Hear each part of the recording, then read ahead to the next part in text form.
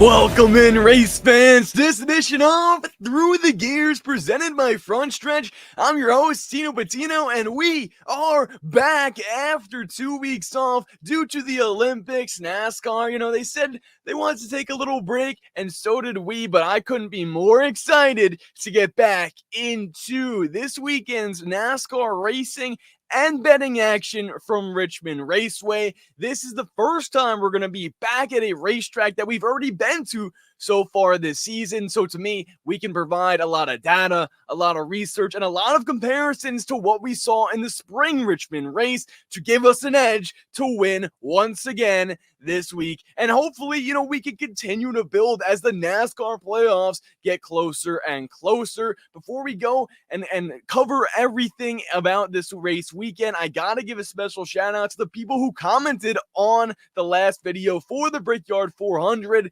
Donald Veal, shout out to him. He wanted the 24 car to win, or at least thought he would. So did I. He was one of the drivers that we had in the chamber, but he wasn't the only one. We'll get into that in a little bit. And also shout out to Crystal Sparkle, who said they appreciated the analysis. I appreciate you guys commenting, and it's always my pleasure to give you guys some winning race picks each and every weekend. So without further ado, let's go through the gears. Let's get right back into things for the Indy recap. And I gotta say, guys, that Brickyard 400 race, I thought it was a great one. There was some controversial caution at the end of the race. The race did end under yellow. That is something that, I believe should not happen when it comes to the crown jewels. Daytona 500, it was unfortunate it happened there. Coke 600, race ends under, a rain delay. It does not get resumed. Left 150 laps on the table.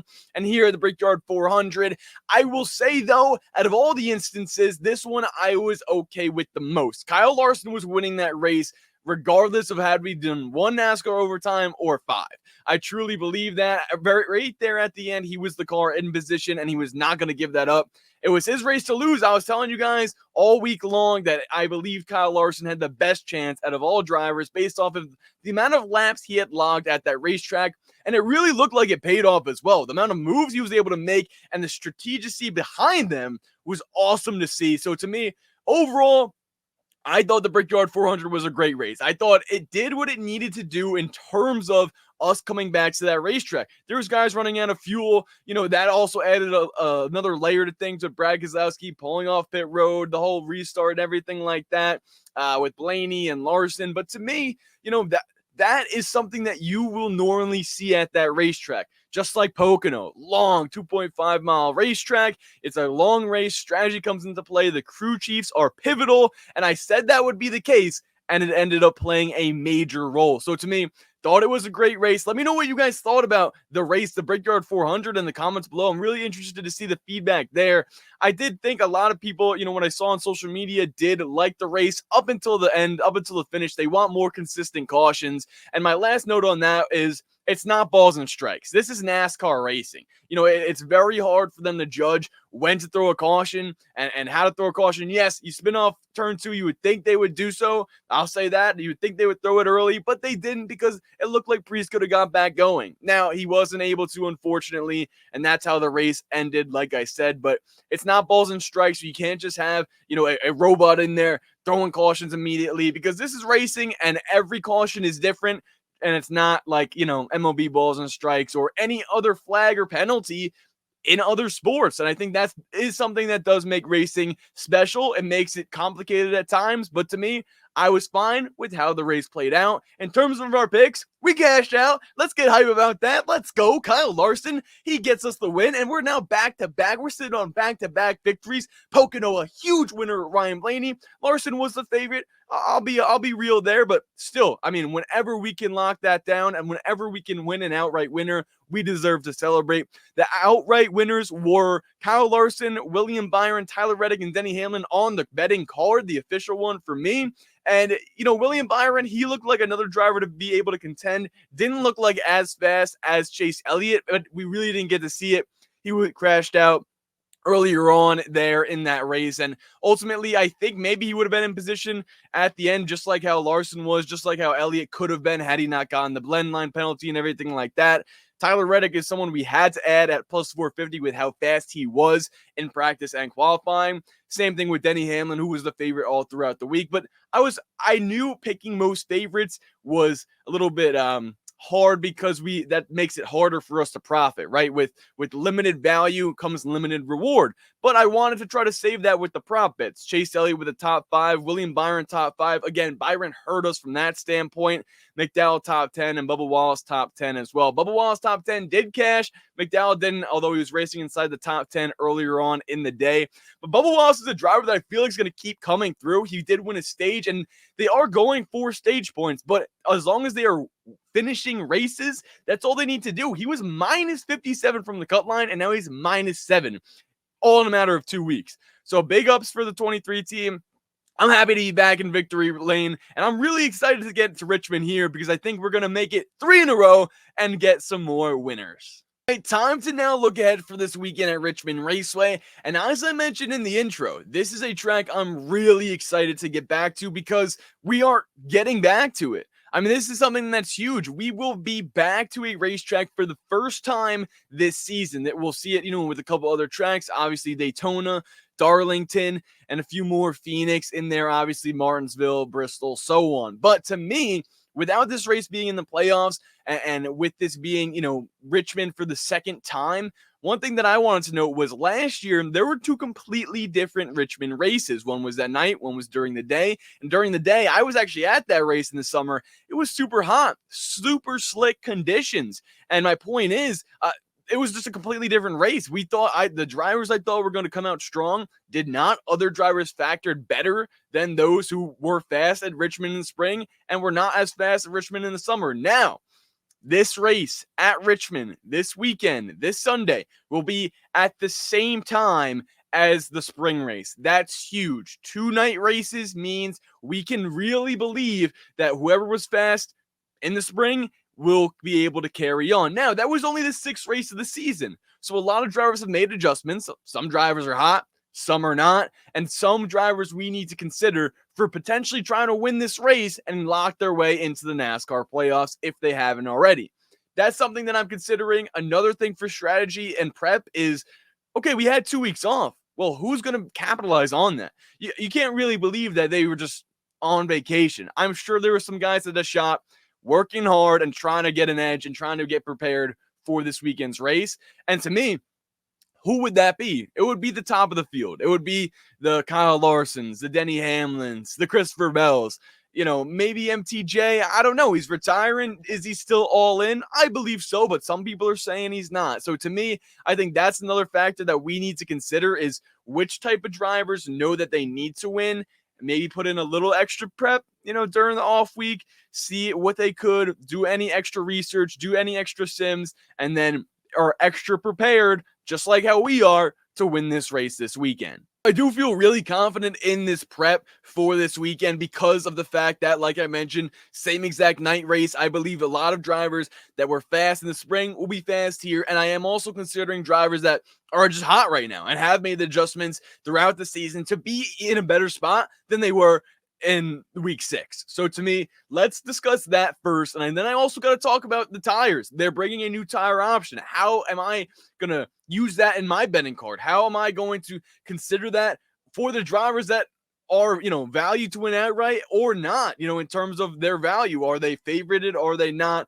We'll discuss that in terms of how I feel they will perform on the option tire if they do choose to use it. Now, also, we have Hurricane Debbie coming in, and that could be another thing. Wet weather, that could provide a different layer on top of all of this. But that was also something we saw at Richmond in the spring. There was a little bit damp conditions, and we were able to start the race on wet weather tires, on the option tires.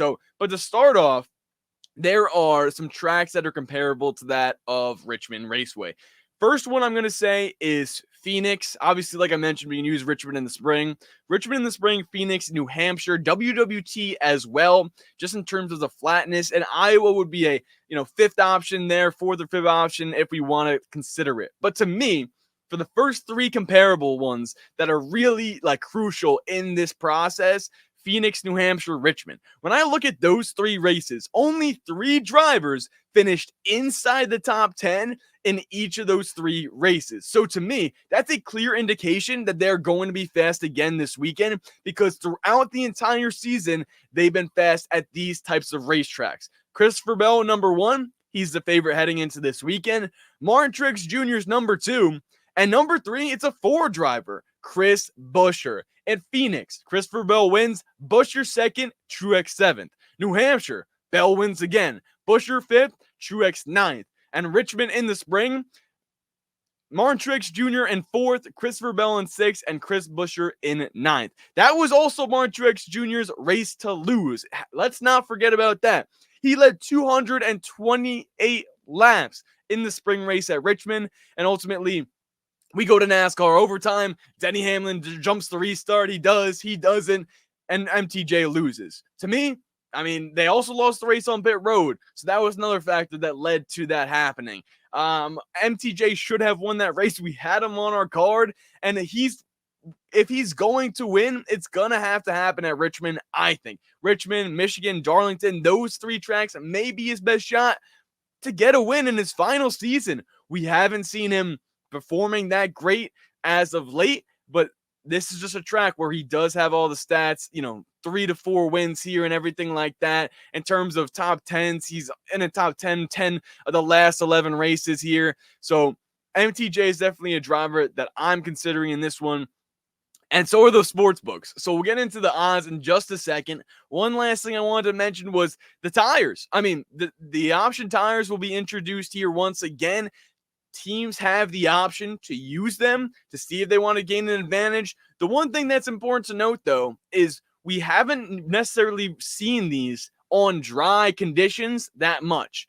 When we talk about option tires in the wet weather, Christopher Bell, Ryan Blaney, Kyle Larson, those are drivers that excelled on those tires so far, like we've seen. We saw it at New Hampshire. It is proven. Bell was able to maintain his lead. Blaney drove through the field. And Tyler Reddick, and Kyle Larson there, it was just another driver that was able to sort of get better from it because of the slickness of that racetrack. Tyler Reddick's another driver I mentioned there as well, because those are 2 drivers that benefit from slipping and sliding around. Those are 2 of the best when it comes to that type of racing. So to me, this option tire, I know that I feel prepared with it if we have to deal with wet weather. I honestly do. I mean, we've seen drivers excel at it. We've seen drivers like Denny Hamlin, for instance, do pretty poorly on them. At least in the New Hampshire was a perfect example of that. It was a long green flag run on the option tire in wet weather conditions. Hamlin was on the front row, finished his back half of the top 20 because he just wasn't able to drive as well as the other drivers with that specific tire. So we do know who's been fast and who honestly just hasn't been able to conquer this type of format with this tire. Now, to me, on the dry conditions, I'm not too worried about anyone succeeding on those compared to anyone else.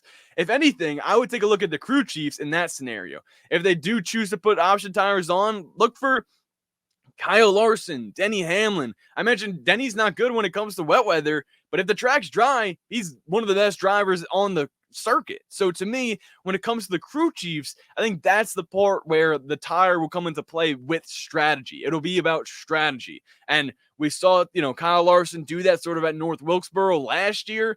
Obviously a year ago, completely different racetrack and everything like that. But if you use strategy, you can sort of maintain a lead or able to jump guys when it comes to switching tires later in the race. Now, this is all about the team's discretion. The teams choose when to do this. This is also not something I'm throwing, major loops and wrenches into my outright betting card. If they decide to do this, they decide to do it. I just want you guys to be prepared for this. I want you to know what's going on. I want you to be aware that these option tires are a thing. I'm not having it impact my betting card. I don't think it's worth it. I think there's a good chance we don't see it happen. And if we do see it happen, I think wet weather will actually be a factor. And we just talked about who's going to be fast on the wet weather. When it comes to the dry, I don't think it'll make that much of a difference. But hey, we'll see how it goes this weekend. Want everyone to be prepared. Want everyone to have the right mindset when it comes to these strategies at Richmond. It's time for the odds breakdown. Let's see who's at the top of the leaderboard for this weekend's racing action at Richmond and who can provide us with some value. Who's a long shot? Who's an underdog? Because that is something we have to consider. Only 4 races until the NASCAR playoffs. This isn't a track where I necessarily see an underdog happening. But hey, who won this race last year? Chris Buescher. So no one was really expecting that, as he was 40-1 when he did do so last year. Let's take a look now. Christopher Bell is your favorite, and that was something that surprised me. Kyle Larson and Denny Hamlin have consistently been tied for the favorite, if not one and the other, in each race thus far this season. So to see Bell open up as the favorite, initially I was confused. I was like, oh, why did the books think that? And then I did a little bit more research, and if you guys listen to the strategy segment we just had there, it makes sense. Christopher Bell, he could have won at WWT had he not had an engine issue. It was the battle between him and Blaney there. Richmond has one of his best tracks. He started in 29th in the spring race, finished in 6th, won at Phoenix, and won at New Hampshire. So for all the comparable tracks, Bell is the guy. So that makes sense for him to start first and open up as the favorite on the sports books. Next up is Martin Truex Jr. plus 500. I don't like the value necessarily there for someone that isn't as dominant as Larson, Hamlin, Bell, even Elliott, Byron, Logano. Like right now, MTJ just hasn't really been what we want him to be. He's been taken off the outright winner card for us in the past few weeks because we were riding him. He was getting close. He was getting in position to win races, and now he just hasn't really done so. But when it comes to Richmond and it comes to these racetracks, like we said before, he is one out of the 3 drivers that has finished inside the top 10 in the 3 most comparable tracks that we can look at. So I'll put MTJ on the card here. I think that does make sense. 4-1 for Bell, 5-1 for Truex. Those 2 guys are the favorites. And then it's Kyle Larson and Denny Hamlin as expected. These top 4, though, separate themselves from the rest. So Hamlin and Larson plus 550 each. We look at Bell and Truex, like I mentioned as well. Those 4 guys range from 4-1 to 6-1 there, like I mentioned. And then next up is Chase Elliott, 11-1. So a big gap in value. That's something that's really important to note because that's not something you normally see. When it comes to Elliott, when it comes to Blaney, comes to Logano and Byron, we normally see these guys 7-1, 8-1, 9-1, 10-1, at least gradually getting better. And now we see these 4 favorites from 4-1 to 6-1, and then a gap up until 11-1, and so on. We have 11-1 for Elliott and Byron. Logano's 12-1, Blaney 14, and then we get to the RFK guys. Brad Keselowski 16-1. Last year's winner here, Chris Buescher, 18-1. So to me, and then another driver that I have to mention is Tyler Reddick, 20-1 here. That is great value for a driver like Reddick. I don't think he can necessarily win this race, but it just shows how much value is on the board here for drivers that are capable of winning. Now let's look into some more of the underdogs, some more of the long shots. Kyle Busch, we're still staying away from him, 22-1. Alex Bowman consistently provides value at 25-1. He was 40-1 when he did win the Chicago Street Race. No one was necessarily thinking that, but just important to note. Ty Gibbs, Ross Chastain, Josh Berry, all 25-1 and up 28-1 for Chastain and Berry there. And now this is a driver that this is the last chance, I would say, for a long shot driver to win that I'll mention. And it's going to be Bubba Wallace. Bubba Wallace is 40-1. Now, hear me out on this one. He was running inside the top 10 at Richmond in the spring. He was leading laps at this race, passing Kyle Larson to do so. The only issue I have with Bubba in this one is the fact that they are racing for stage points. They are racing the cut line and not for wins, it seems. Because we've talked about him at Indy. He's going to go out and win a stage. And that's what he did. Because you don't go from minus 57 to minus 7 in 2 weeks if you are racing for the win. You're racing for points in that scenario, and that's what the 23 team has done. They've done it successfully. They've executed. If he wants to go out and get a win at this racetrack, I think it's possible. I really do believe it, and 40-1 I think is great value. That's something where he qualified 5th in Richmond in the spring. It would be smart to bet on him now earlier in the week and see if you can get some of that closing line value out of Bubba Wallace. But to me, I'm not sure. The only thing that really scares me with them is the fact that they would be racing for stage points. So that's something to keep in mind. Everyone else is not really worth noting. Todd Gillen, 100-1, Michael McDowell, Briscoe, Austin Dillon, and so on. All right, now it's the moment you've all been waiting for. We've been sleeping on and we've been working in the lab. It's been 2 weeks and we want to get back to victory lane. We want to make some money. Let's do that here in the outright winner segment. This is what's going to start us off. We did the prep. We looked at the odds breakdown. We checked out the guys. We went through the stats. We went through the data. We did the research. Who's going to win? First up, I know they're the favorites, but we cannot ignore Christopher Bell and Martin Truex Jr. To me, those are two drivers that have to be on your card in this one. Denny Hamlin and Kyle Larson. Larson did dominate this race early on in the spring, but did not have the long run speed. I'm looking at the Chevys and maybe even some of the Fords to come out and unload fast, but when it comes to this race, 400 miles, it's a long race. Tire wear, car management is going to be pivotal for this one, and the Toyotas just do that best. It seems in the long runs, they are some of the best types of race cars that we've seen this season. So to me, no one better than Christopher Bell and Martin Truex Jr. when it comes to that, and I believe they are the favorites, sure, but they're going to be on my card to win outright in this one. Now, we're going to be looking for some more value. If we're going to add two favorites, we need to juice it up just in case they don't win, and find someone that is capable of winning. Find someone we believe in and find someone that can add value to the card here. Chase Elliott was first up in my mind. I like the way that team's been running. Right now, he's a top 5 title contender in my mind. At this type of racetrack, Iowa, they showed a lot of speed. Same thing with William Byron. Both drivers 11-1 right now. But I have to pivot.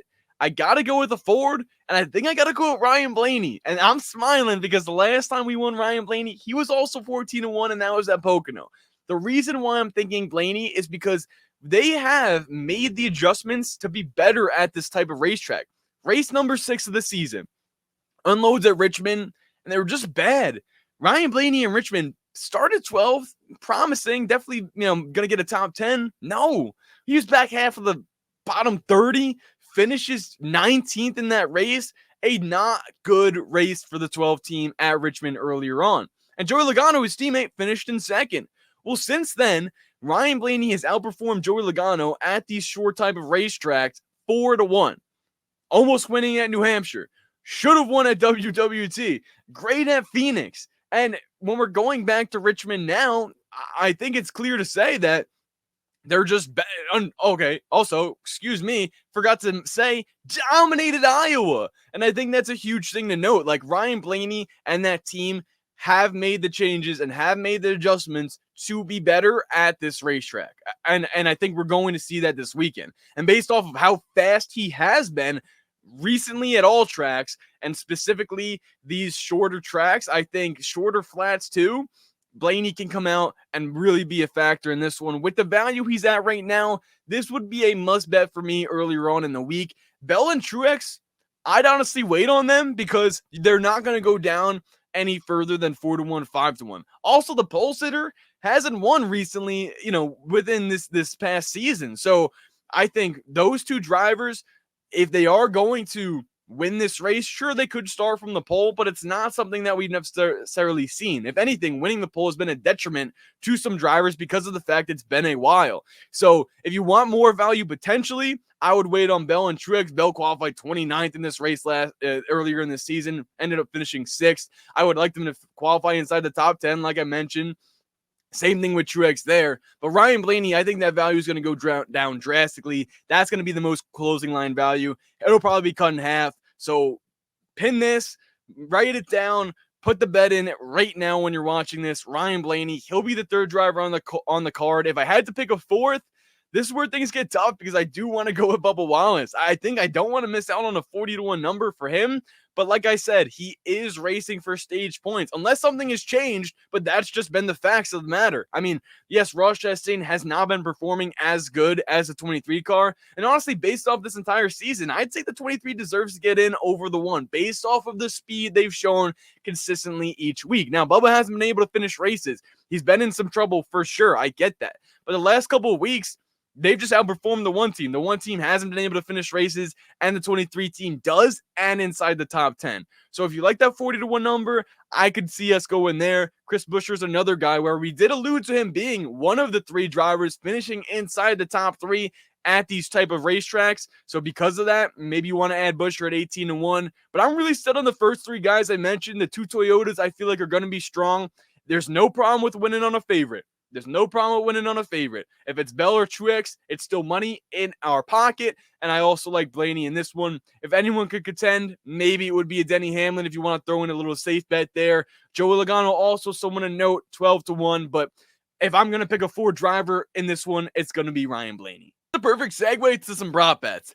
Starting off hot here, might as well stick with Ryan Blaney. I'd like him for a top 5 at plus 180. The value isn't that great, but when we compare it to the tracks like that we talked about, like this one at Richmond, he's going to be there. That's just what the fact of the matter is. So to me, I think he presents the best value. The other top guys, like I mentioned, minus 190, minus 150, and minus 140 for the Larson, the Hamlins, Bells, and Truex. If we had to go with another guy for a top 5, Alex Bowman is someone I could see at plus 320, but because of how inconsistent they have been, maybe we can sort of get him for more value, or better value rather, in the top 10 market. But in terms of top 5, I'm being a little bit looser this weekend. If I really want to go more heavy with top 5s, I'm going to wait until after practice and qualifying just to be sure I know who's going to be fast. But I do like Blaney because if he doesn't win this race outright, like I said, he has major value. I could see him getting a top 5 in this one. But for the top 10 market, there's some drivers I have my eye on throughout this whole entire week, and their value hasn't changed much as of now. Alex Bowman, I alluded to for a top 5 plus 320, but plus 100 for a top 10, I'd gladly take that over the top 5 prop because that's great value and it gives you 5 more positions, obviously. Only 5 guys can finish inside the top 5, 10 for the top 10, and Bowman is capable of doing so.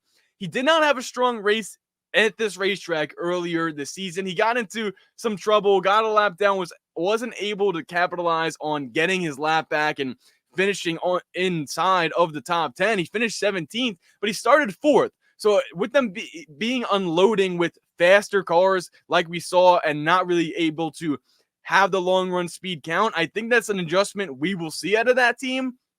I could be wrong, but for plus 100 for a top 10, that's something where it's not a great reward, but if it hits, it could be a no sweater. And that's another one that I'm talking about with Bubba Wallace as well, plus 145. We've just seen him finishing races inside the top 10 recently, so I think he could do so, and especially with how strong they ran at this racetrack last year and in the spring. Barry's another driver I needed to mention. Qualified poorly. Qualified 30th in this race earlier in the spring and finished 11th. And that was an up and down day for him because he was driving through the field but had pit road issues both on him and on the crew, and that really set him back throughout the day. I think Josh Berry plus 105 for a top 10 could be another one that's a no sweater. Now, here's the only thing that I would note with Stewart-Haas Racing. We don't know how many guys are left in that building because, obviously, they're shutting down at the end of the year. You give those people 2 weeks off, they got to go and find jobs. But with Ronnie Childers still on the box there, I think, to me, that is huge for Josh Berry. And I think both of them do want to finish out the season strong. So I'm committed to that 4 team. I think he would be my, safer top 10 bet as well. Maybe not safe necessarily, but for a driver that could qualify well. We've seen him qualifying up front recently. If he does so, that number will go into the minus direction. We want that for plus money. And if I had to find maybe a long shot for a top 10, I would look at some drivers like Noah Gragson, finished 12th here earlier in the spring, plus 450 now to do so. And Justin Haley is always a great option at plus 550 for a top 10. I mean, he always just consistently outperforms in his equipment, much like Todd Gilliland at plus 360. These are just some long shot top 10 guys I can see happening. And this race specifically, it's a veterans racetrack. I feel like it really takes a lot of guys to perform well here, and it takes a lot of experience to do so. So to me, I don't see too many upsets inside the top 10, but if I were to pick some long shots, those would be the guys I would look out for. Time to wrap things up now with our favorite plays. And I gotta say, I'm really excited for this Richmond race. I feel really prepared. I'm glad we went through everything we needed to know here and really provided a betting card after each segment. I feel like we added some winners, we added some props, but which is going to be the favorite? To me, the favorite always comes down to value. MTJ when he was, 10-1, 12-1 to win races earlier this season when he was capable and looking like he was going to do so.